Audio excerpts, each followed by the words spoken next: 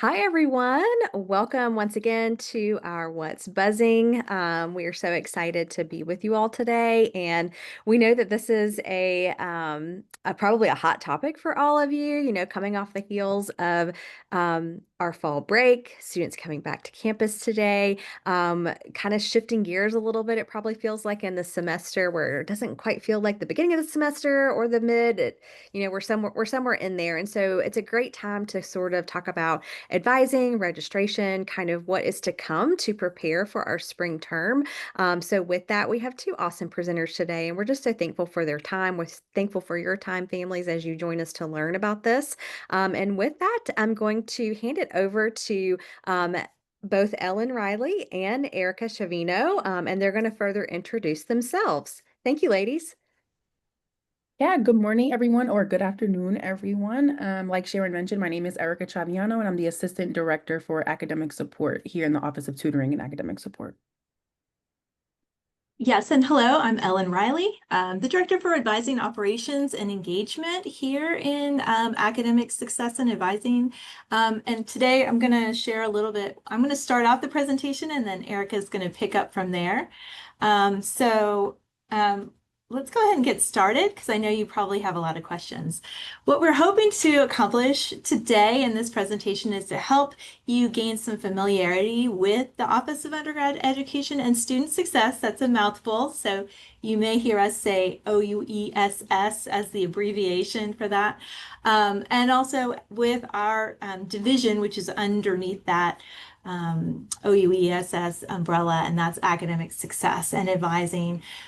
I'm also going to give you a little bit of additional information about the academic advising structure here. We are a decentralized model here at Georgia Tech. And then we'll talk specifically about things you might want to know and that your student will definitely need to know and want to know about upcoming registration for spring.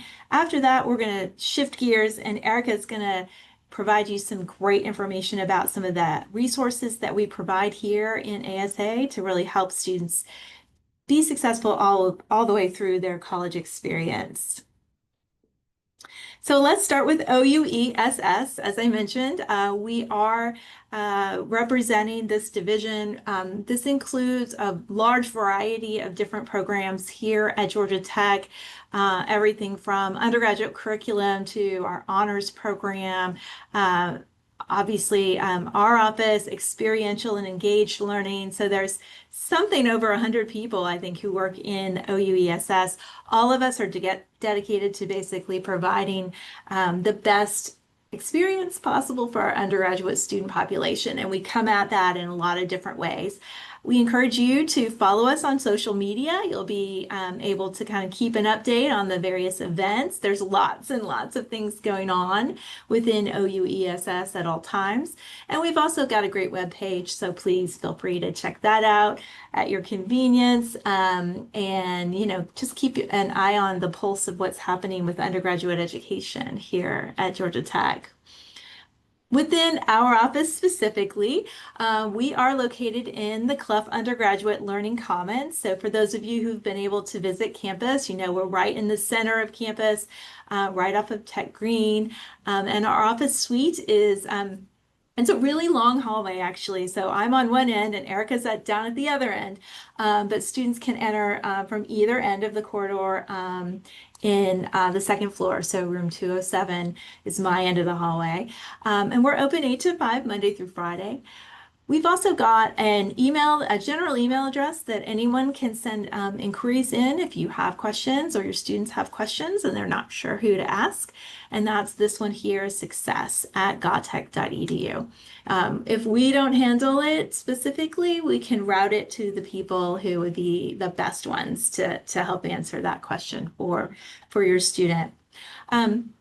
Within our division, you can see here our 4 tiles representing our various pieces of the puzzle, if you will, of how we support students. Today, in particular, I'm going to be talking a little bit more about advising operations and engagement. And Erica is going to be sharing more with you about our learning and academic success initiatives. But we also will touch on a little bit of our others as well. So big operation, lots of things going on. but we do work really well together to make sure that we're supporting undergraduate students throughout their journey here. So academic advising at Georgia Tech. So those of you who came to Facet likely already experienced or heard from or maybe spoke with some of the academic advisors who are represented for your student, depending on your student's major. So I wanted to just talk a little bit more about how it's structured here and how students are going to be able to access their advisor and the technology platform that we have for that. So beginning in June of this past year, Georgia Tech transitioned to using Navigate 360. And this is a comprehensive platform that every student has access to. This allows students to do a multitude of different things. They're able to schedule appointments with their academic advisors. They're able to access things like tutoring, academic coaching, even specialized sorts of advising functions like the honors program or athletic advising, or pre-health or exploratory advisors. So truly, we've been able to pull in kind of the entirety of the undergraduate advising sort of staff and faculty on campus into this platform. Every single student should have access and the easiest way for them to do that is to download the app. So your student may or may not have done that yet. So I would encourage them, if they haven't, to go ahead and get the Navigate 360 student app. We also have a web page that students can access, so they'll be able to get to it in either way if they don't have a smartphone or some reason don't want to use the app. Navigate 360 is responsive in real time. It allows students to schedule appointments, as I said. It actually sends them an email reminder, a text reminder, and gives them other ways to communicate with their advisors and coaches and others who are using the system. And it allows us as a community to really be comprehensive. So when I'm working with a student, I can also see if that student has actually been engaged in going to tutoring with Erica's area or has already worked with an advisor from a different major, for example. So it's a really exciting time for us. It's a big technology change here at Georgia Tech. So we're very, very eager to make sure the student population gets on board. I think we're really, we're right about half, I think, of them. And so not all of them have tried to seek out advising this semester. Once they try to find their advisor, they're definitely going to get the app because this is really the only pathway to get there now. So the structure. So here we have advising centers that kind of fall within one of basically three kind of categories. We have a couple of our colleges, such as the College of Computing, our Scheller College of Business, that have just one advising center with multiple advisors within those centers for everyone who's in that college. Then we have other examples. So for example, in College of Engineering, we have an advising center for all of the schools. So a school might incorporate more than one major. So for example, electrical and computer engineering are part of one school. So they have one advising center for those students in either of those majors. And then finally, we do have some just major specific kinds of advising offices. So for example, in our College of Design, if your student is majoring in architecture or in industrial design, then there's a major specific advising unit just set up for them. So kind of depends on what major the student is as to how many sort of advisors might be available in that specific unit, but every student does have an academic advisor who is assigned to them. Within our Navigate platform that I just spoke about, students will actually be able to see who is their advisor and will be able to schedule appointments with them using that platform. So it really can't be too much easier than that. We're really happy about the accessibility there. Now, in addition, there are other advisors on campus, such as people who work with minors. So minors are just smaller segments, right? Not as long as a major.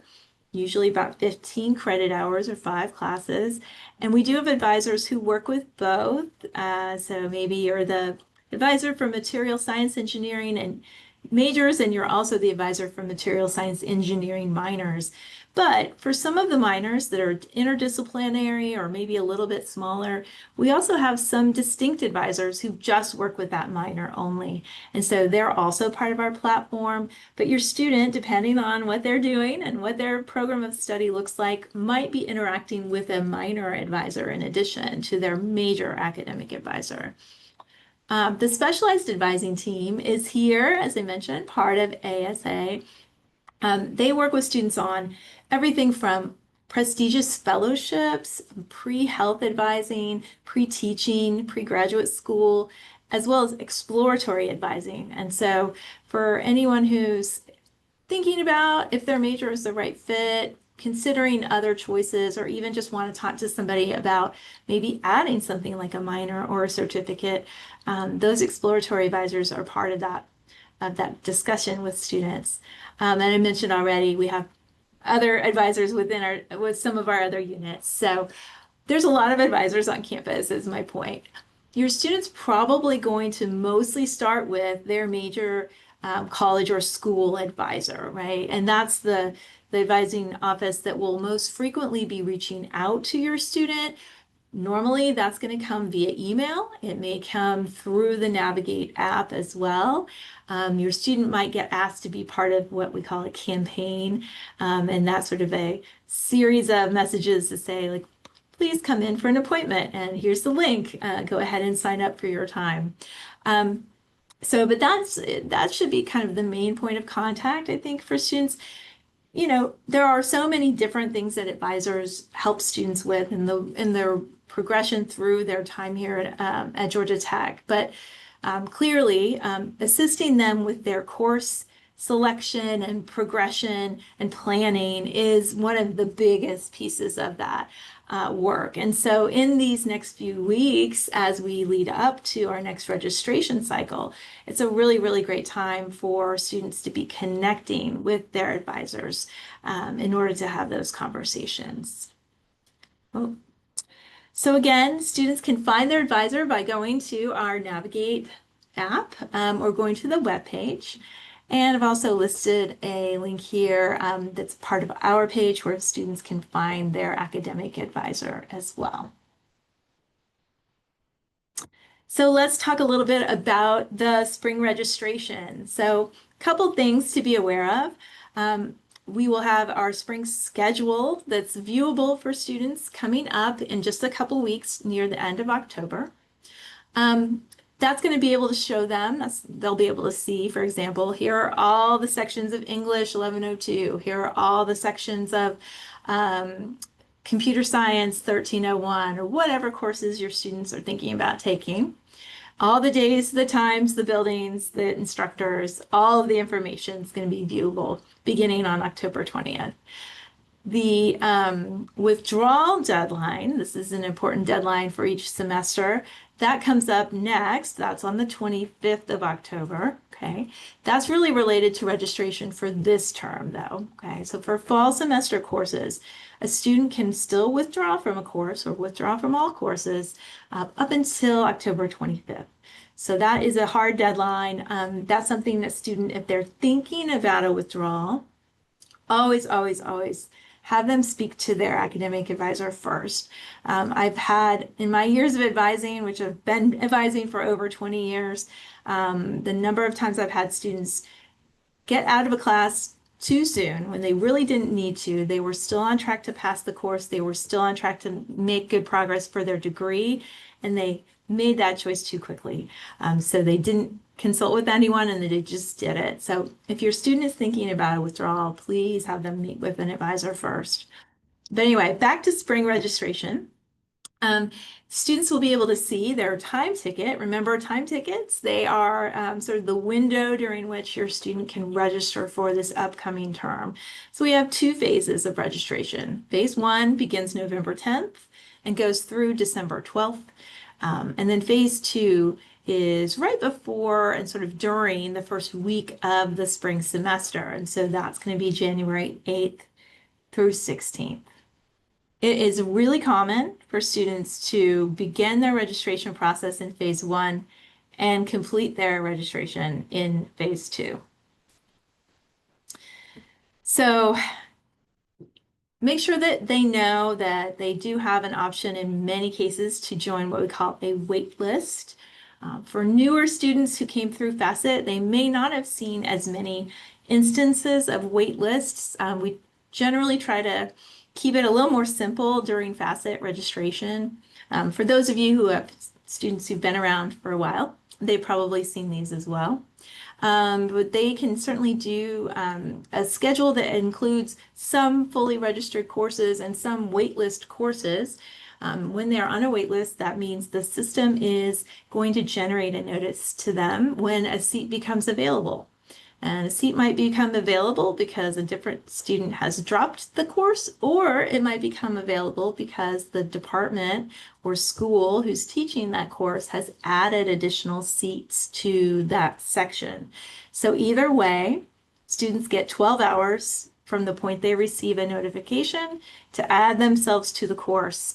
If they don't act within that 12-hour window, they do lose their spot in line, okay? And no one can put them back in where they were, so they can get back on a wait list, but they'd be at the end of the wait list line at that point. Many classes will utilize wait lists between phase 1 and then phase 2. So I always encourage students to think about doing that.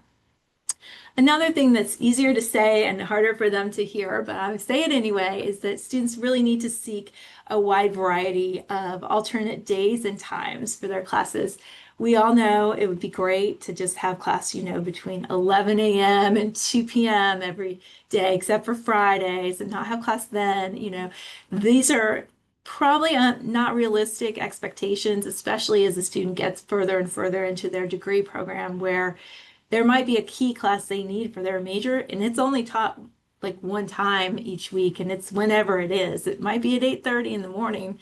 You need that course, then that's when you need to take that course. But flexibility is really key. It also should be a balanced schedule, so having the key courses that progress them in their major, but also balancing that out with our core impacts, things that maybe are a little bit less technical in nature. So our humanities, our social sciences, our wellness class, finding that balance is a good way to stay very successful each semester and not overload themselves either. But I will say that it's going to be common to see that students move into a more rigorous combination of classes in their second semester or beginning in the spring semester for our new students. That just makes sense, right? Like they've been in sort of the entry level, maybe prerequisite courses this fall, and now they're beginning to take courses specific to their major or the next level of that subject. So instead of the first calculus, they're in integral calculus this next semester, or instead of chemistry 1, they're in the second chemistry course. So it can be more challenging in that second semester, and some of these difficulties can start to appear. And they may have started to appear already, but they certainly may appear as we continue through the year. So in order to address these difficulties, we've got a whole host of resources. I'm going to turn it over to Erica at this point and let her share a little bit more about what those are.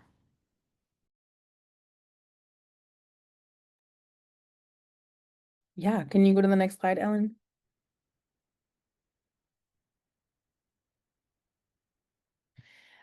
So just really quickly talk a little bit about some of the areas that my unit provides resources for students for, and trying to make that connection between Ellen's line of work, advising, having those conversations about major changes. So my office is tutoring and academic support, and we've adopted academic coaching as part of some of our resources to students as well. So we'll start with the academic coaching. So it's a little bit different than meeting with your academic advisor. So if you feel like your student is coming to you and kind of discussing things like, I'm having a hard time kind of of like studying. I'm having a hard time managing my time. I'm having a hard time being focused or setting goals, or I'm just really kind of having a hard time adjusting from high school to college. And these first couple midterms have really shaken me a bit. And I would just like to kind of talk to somebody, outside of my roommate, that can kind of try and guide me and bring me back to, some of the resources and support services that we have in place to kind of make sure that our students are academically successful. Then they would check in with my office and potentially meet with an academic coach. So an academic coach is a student, as a staff member who meets with students, and does not discuss kind of like the advisor conversations of like the trajectory of like progression of their course completion, but more so talks to students who are kind of just like wanting to talk through. It can be academic related, but then it can also kind of just be holistic student acclimation experiences that we also kind of work with, and kind of give them the support that they need, from somebody who is professional, has the experience, and kind of can connect them to certain resources.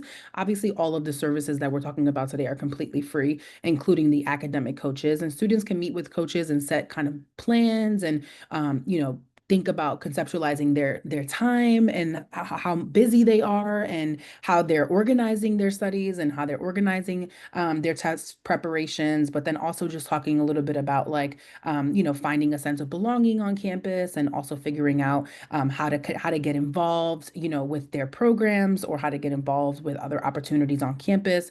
So academic coaches are that holistic approach to supporting students and meeting with students, not to just talk about their classwork, or even again, not to just talk about like registration and, connecting with the advisor type of conversations, but more so thinking about other factors that might be influencing students that, a professional staff member might be useful to help navigate with. So these are kind of, the location of these services are in the suite that Ellen and I are currently sitting in and that we live in. And so if you kind of gathered some of this information to share with your student in the first slide, this information is similar. And so we do have some drop-in appointments on Fridays, but we typically encourage students to make an appointment on the website, and meet with a professional, and those professional coaches reach out to the students and let them know where they are, in the process of booking that appointment and what they should prepare for. So academic coaching is a really great resource for students to take advantage of, as they are thinking about, some of the challenges and struggles that they may have already been facing. Like Ellen said, we're not at the beginning of the semester. I like to say that we're kind of testing the waters for midterms. We might be, in a midterm type of, your student might be in a midterm type of vibe. And so if you start hearing any of those conversations, like, I'm having any of these struggles or challenges that, I spoke about in the realm of academic coaching, you might want to consider shifting them or sending them to our space. I'm also, responsible for delivering tutoring and different flavors of tutoring to our students. And so tutoring, for many of your students is a foreign concept, and they probably were either tutors in their last role or just didn't need the additional support, didn't need the extra layer, of academic support. And so they get here and maybe they realize that tutoring doesn't sound like a horrible option. So in the next slide, I'll kind of go over some of the different, variations of academic support through tutoring measures that we offer. So we have our one-to-one traditional tutoring model. I book an appointment with a GT student who's earned an A in this class, and they are going to help me with whatever I'm dealing with, whether it be kind of like going over, maybe an exam, that, the student didn't perform well in, or maybe they want to go over some concepts and topics that the faculty member were going over this week and they just didn't resonate. They want to do some practice problems, one-to-one tutoring using our NAC app. So the students should know what NAC is, and if they don't, we're encouraged to download the NAC app at Facet and all across campus. And NAC will connect them again with a GT peer tutor. And if the one-to-one tutoring and actually making an appointment themselves is not really your student's jam, we also have group tutoring, which we kind of call drop-in tutoring, which kind of, lends itself to kind of explain what it is. No appointment necessary. Students can kind of just check the schedule, see where, and what time our tutors will be in our drop-in help desks, and student can kind of just come in, ask those same questions, no appointment necessary. And so these are type of courses that we offer drop drop-in support are for our traditional high demand support type of classes, right? So math, physics, chem, orgo, and then your computer science courses, there's some type of academic support for you to get funneled through my office, whether it be one-to-one or whether it be in the drop-in model where you kind of just pop in and a tutor will be there to kind of help you out. And then we also have embedded tutoring, which is the idea of like meeting the student where they are. And so if your student is kind of just like, I can't make an appointment, I don't want to go to drop-in tutoring, they may already be in an environment where a tutor is inside of their classroom. And so they may be able to lean on some of the support from those students already in there, and be able to kind of connect with them, whether it be during their office hours. They do host office hours, they do host study sessions and review sessions throughout the week. And so the conversation in this regard, as far as tutoring is, we know there's a stigma around asking for help, but our data suggests that the students who are coming and utilizing our services the most are actually the students who are already in the A- world of grades. So the smarter students, the students who are super, super, high achieving and invested in their academic experience are the ones who are utilizing the tutoring services the most. And so we kind of are constantly unpacking the stigma of asking for help that our GT students, really have adopted. And I think we're making strides. But if you can help encourage your student to visit tutoring, if you think that that would be beneficial for them, I highly encourage it. Again, these are GT peer tutors. So these are their peers who have the qualifications to be able to support them in those areas. Next slide. And this goes a little bit more in detail as far as some of those programs and some of those services. So we can skip this one and go to the next one. So this is a little bit more as far as like where they can find us. And if you tell your student, I went to a presentation and they said that they are in Clough, your student will know exactly where we are if they already haven't engaged with somebody from our ASA team. And so we are following traditional office hours, Monday through Friday, 9 to 5 for professional staff support, but a lot of our tutoring and academic support resources for students goes all the way up until about 9 p.m. And so some of those exam reviews and some of those office hours and some of those help desks are open in the evening. And then students can book one-to-one appointments really at any time that's convenient for them and the tutor. And so though our offices are closing at 5 o'clock from a professional standpoint, we do offer after hour academic support for students as well to take advantage of. If their schedules don't really align throughout the day, they should definitely be able to find some support in the evening, whether that be downloading the NAC app and getting an appointment on the NAC app or visiting some of our drop-in help desks that again can sometimes be open and staffed up until 9 p.m. And this is the title of the presentation that I go over delivering across campus. Successful students ask for help, and we kind of usually start with this or end with this. And it really is kind of like the idea that a lot of resources available to students. It really is up to us as a village to kind of connect them to those resources. But students, our most successful students, are the ones that are actually utilizing the resources. And we encourage you to have your students be part of that group if they already aren't, and take advantage of all of the services that we offer, whether that be through Ellen's area, working with the advisors, meeting with their advisors, scheduling those appointments, coming prepared, or taking advantage of some of our specialized advising team. If you hear your student talking about wanting to change their major or looking to add on certifications or wanting to make more of their experience with their major and making those connections for career considerations, exploratory advisors are great for that. And then if you hear your student kind of saying, I'm thinking about registering for classes, but I can't even focus because I'm worried about midterms and I can't even get myself together to go to the tutoring center, you can say that you kind of participated in a conversation with us and encouraging them to find the confidence to get the academic support resources that they actually deserve. And this is our concluding slide. And we are the Office of Academic Success and Advising, or Academic Advising and Success. And either way, I think the goal for us is to connect students and have the holistic approach. So we have somebody here from the beginning while they're registering for classes, and then our office goes all the way through to support them while they're in their classes. And so hopefully you can share some of those resources with your students. Great. Lots of great information. We do have some questions already in the Q&A portion. Um, Just to confirm, fall course work can be withdrawn by 10/25. I believe that was the date on y'all's slide, right? Yes, it is a Saturday though, so I would usually tell students to make your decision or make sure you've talked to your advisor by Friday, October 24th, because most academic advisors are not going to be available on that Saturday to answer questions about whether this is a good idea or not. But it's a 4 p.m. deadline, October 25th for this fall semester. I was just about to ask, is it midnight or is it 4 p.m.? So it's 4 p.m. Got it. 4 p.m. Perfect. Okay, the next question is, Erica, can students get some tutoring sessions on a topic that they need some help with?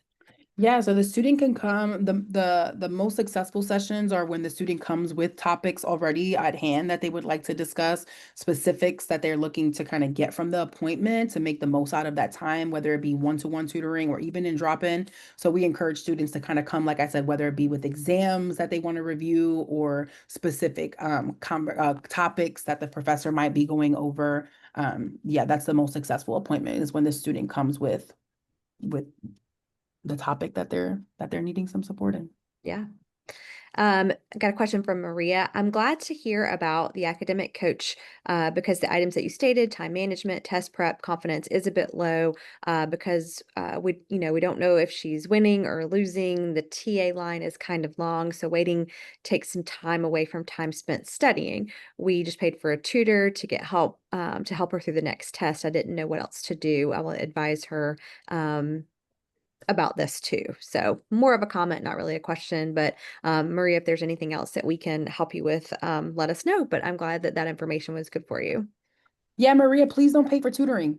Tutoring is completely free at Georgia Tech. We have a very robust tutoring program here with over 150 students that work in our office as peer educators.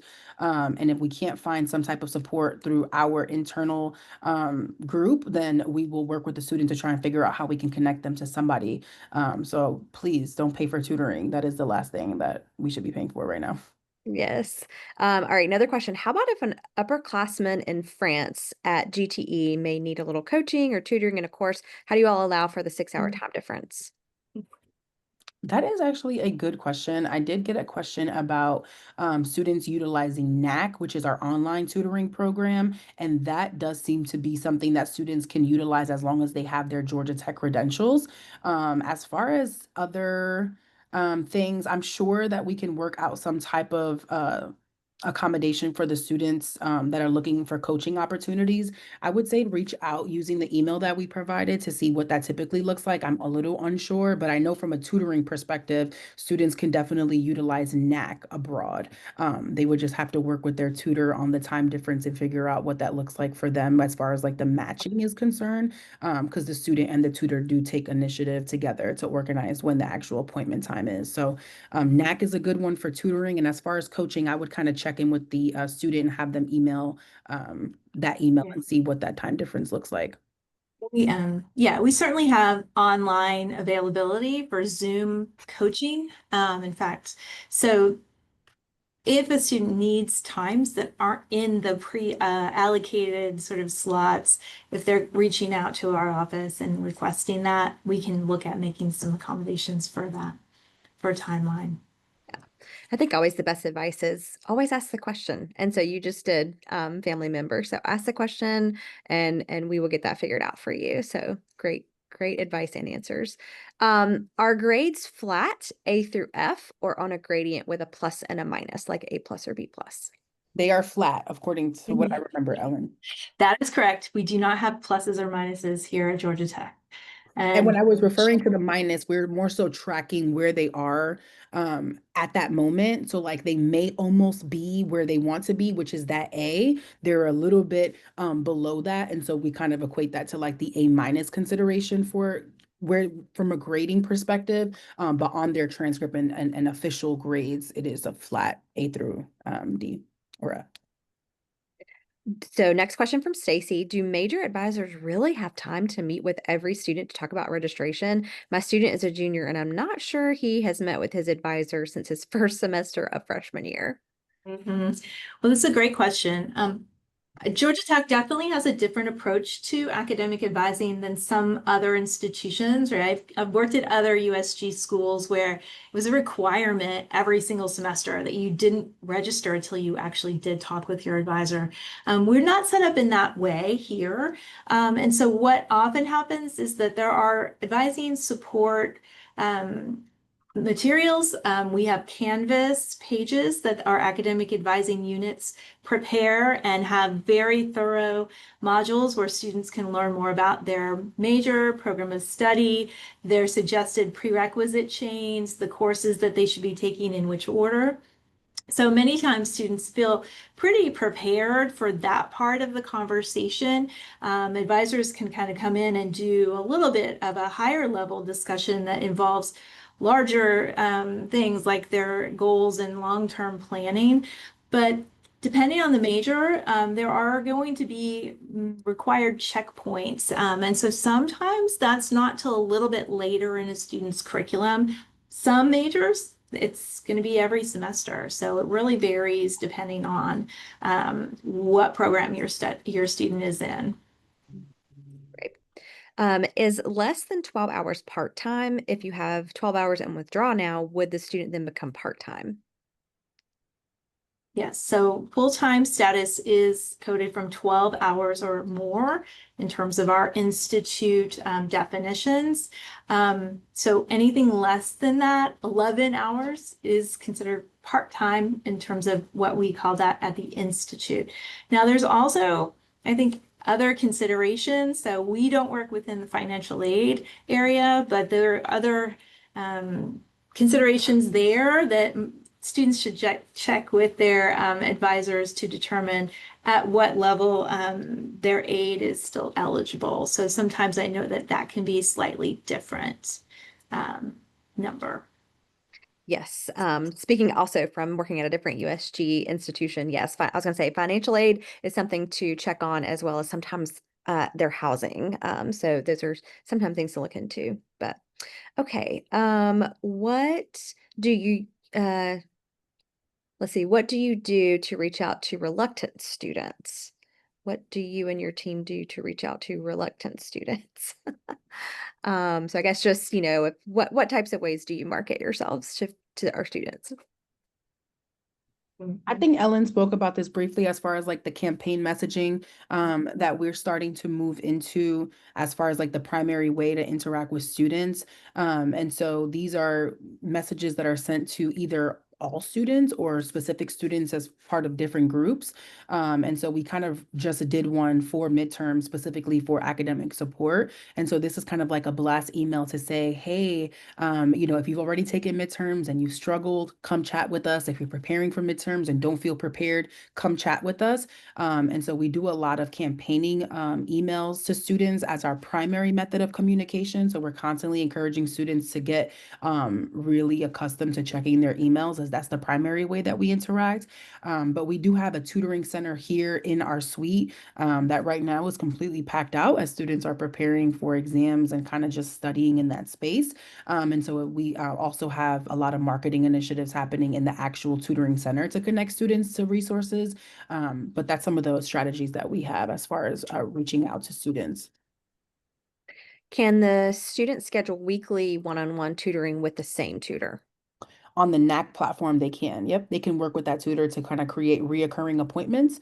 And so they would just discuss that with that tutor after a successful meeting. And if the tutor agrees to it, they can kind of they can create a weekly reoccurring meeting.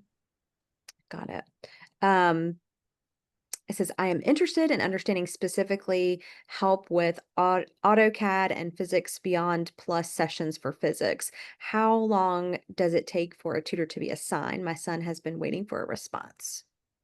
So I'm not sure what AutoCAD is, but for physics specifically,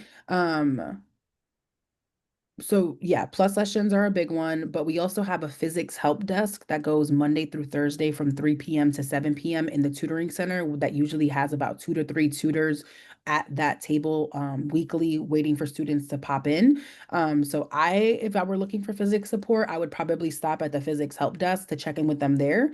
If I was looking for a more specialized, isolated approach and looking for a one-to-one appointment, I would check with NAC. I would be mindful of knowing that the later you wait for trying to book an appointment, the longer it may take to get a response. This is a huge, very busy time for our students. We recognize that. I appreciate that you're involved and know what a plus session is. And so I know that the student is definitely taking advantage of some support funneling through our office. But this is a very busy time for students, and the tutors on the platform are also students. And so sometimes during this time, it can be a little bit more challenging finding an appointment in the one-to-one capacity, where a lot of physics students are looking for that one-to-one support as they prepare for midterms. But no appointment necessary Monday through Thursday, 3 p.m. to 7 p.m. They can go to the physics help desk directly. Got a couple of people kind of asking about this physics help desk. Is there one for chemistry as well? And can you reiterate the physics help desk timings? So I guess where do we find more information about Yeah, the so the drop-in schedule, like the actual complete drop-in schedule, I'm going to put the link in the chat. And this link will show you all of our drop-in availabilities. Again, we're serving students who are enrolled in, and these are 1,000, 2,000 level classes that we prioritize support in, but we encourage students to come on over and look for help in any of their upper class courses as well. And we'll try and see what we can do. But the physics help desk for specifically is Monday through Thursday from 3 p.m. to 7 p.m. And we do have a help desk for Gen Chem, which is first year chemistry, and also orgo chemistry. And those hours, I'm going to drop the schedule so that people can have access to and share it with their students. But the schedule starts at 12:30, I believe, and goes until 5:30 Monday through Thursday. Perfect. There was a follow-up. AutoCAD is software for 2D and 3D drawing. So there's that. Claudia asks, why does it take a month or two for our son, a senior in aerospace engineering, to meet with the advisor? So that's a good question. I think that, in the real answer is that our advisors are busy and their student population is growing. So we're happy to, make sure that our advisors are aware that we're hearing some of these things. Dependent on the student, there's also often something like a drop-in tutoring window that's available. I know many of my colleagues in the majors and in the colleges have drop-in advising. So for shorter and less complex kind of questions, those are available almost weekly. So it depends on what the student's schedule looks like and how confined is their schedule. If they're looking for something very, very specific in terms of when they can come in for advising, it may be a little bit of a longer window until one of those times is available. So in all cases, as with any growing institution, there's probably going to be a little bit of growing pain. I know in aerospace in particular, that's been a very fast growing major, and they're in the process of actually adding another advisor right now. So, but That's good. you know. Yes, we continue to grow and continue to add resources. So that's yeah. Sorry, they said sorry, missed the answer for the question. If a course is withdrawn and the student doesn't have a minimum required number of coursework taken, then what will be the impact on the student? So I feel like what the impact is going to be is sort of in two different tracks, right? One would be on the academic impact. And so it really is dependent on the student's major and what course it is as to how critical is it for that course to remain on the student's schedule for like this fall semester, for example. Sometimes it's a course that isn't really going to alter the trajectory of how fast you get to graduation. And maybe sometimes students have overextended. They're in 18 or 19 credit hours, with some of those hours being in that category that are, yes, you need it. to get done eventually, but you don't necessarily need it done this semester. The intricacies of that is where you need to pull back into the academic advisor for that particular major. And students also have access to email their advisors. So if any of your students are reporting, difficulty with the appointment itself, they are definitely able to make email requests, and the advisors can often send like information back out that way to students and are constantly doing that every single day. So I hope that answers. I know it didn't really answer your question, but the answer is it's too specific to answer. The other consideration is really financial aid one. And so I'm not an expert on that, and I would defer to my colleagues in that office. Mhm. Let's see. There's a question about internships, so I'll pop some information in there. That is not done through this group. It is done through a career planning group, so they can reach out to that. But I can pop that link in here in just a minute. Yes, growth is great, but definitely we need support for our current students, third years. We understand for sure. It says, is it too late for a third year to apply for the master's program, aerospace engineering? I do not know the answer to that. I don't know if you all know the answer to that. That would probably be something you would want to contact them directly for. That's I not was, my house. that's probably on the aerospace webpage. Yeah. Yeah. And yes. Yep. Great. Any other quick questions as it pertains to our speakers' expertise before we wrap? I know we're getting close to time. We just appreciate all of you being here today, guests and our presenters. And of course, if there's anything that you all would like for us to continue to speak about with our What's Buzzing series, please reach out to Parent Family Programs as well and let us know. In the interest of time, I will say for the actually, let me see if I can quickly copy and paste, doing a couple things at one time. But I will say we have lots of recordings from our past What's Buzzing on our website. So if you go to family.gatech.edu and you go under virtual engagement, that's where you're going to find tons and tons of other workshops like these that we have done. And we did one in the spring specifically for internships and co-ops. So if you have questions about that, that would be a really good resource to reach out to. But also I know I dropped it earlier in here for another parent, but let me see if I can get it in here to everyone as far as exactly where your student should go.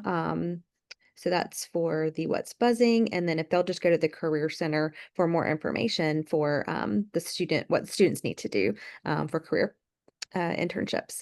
Yes, this will be recorded, and for sure you will be able to either access the recording on our website, or we will actually put this recording right back in the informational post here in the Hive. So you'll be able to view it there once we are able to upload it to YouTube and do all those good things. So with that, I think we have all our questions answered. If you have additional questions that you think of after this is over, please feel free to comment below our post where we will let this recording live on the Hive, or reach out to us at family at gatech.edu. We'd be happy to send these questions over to Erica and Ellen for any extra additional support. So thank you, ladies, again for joining us and putting together this presentation. I know it's just really timely for all of our students. So thank you all once again for being here. Thank you, Thanks. guys. Have a good rest of your day. Yes. Thank you all. Bye-bye.